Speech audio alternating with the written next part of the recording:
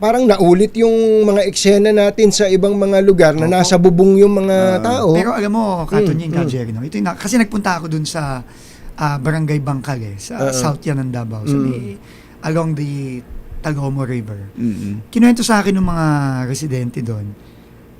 Unang-una, nung binahasigan ng gabi ng Biyernes, wagang ulan sa Davao City. Doon sa kanila, hindi umuulan. Kaya ratil kasi nga nagulat. Yung ang ulan nanggaling sa bundok. Sa bundok. O sa Mount Apo. Yun ang Tapos mahirap rumagasa yung tubig. Mga alas 9, alas 10 ng gabi nangyari.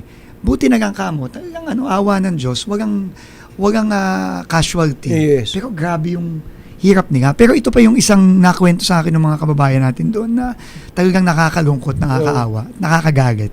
Nung 2019 pa lang, nangyari na yan. Parehong event. Ganun din. Flash flood. Flash flood.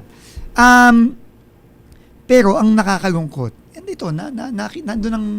Ayan po. Ayan po, narinig mismo ng mga kasama natin sa media doon.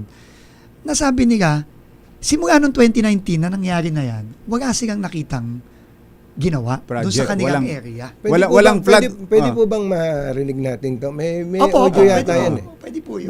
Pakisuyo naman, Yuel, kung may audio to. May audio ba? Kasi yan? ang maganda po marinig siguro natin yung mga kababayan mismo natin. Yung mga talagang naapektuhan kasi grabe po talaga yung... Pero di ba mahigit 50 billion pondo sa flood report, control yan? No? Yun po ang report, no, na ganun nga. So, ano naman po yan yan po ay tinitignan na ng ombudsman na sumitin na natin yung mga dokumentong din yan.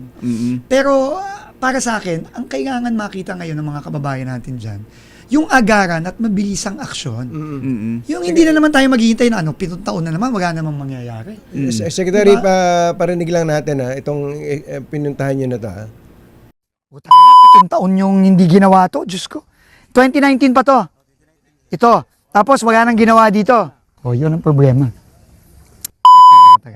Kitang-kita mo, mataas doon, dito mababa. Ba't hindi pa pinantay yan nga ito? Anak mo. Tinago nila yung pera.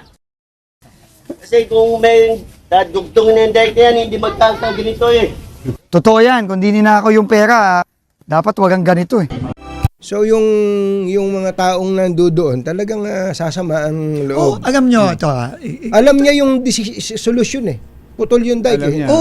Alam mo, kikwento ko yan, yung residente na kausap kong yan. Alam mo, talagang madudurog ang puso mo, Katunying, Jerry. Alam mo kung anong ginagawa niya habang nagsasabi siya sa akin, nagsusumbong siya sa akin? Yung mga uniforme ng anak niya, hinuhukay niya.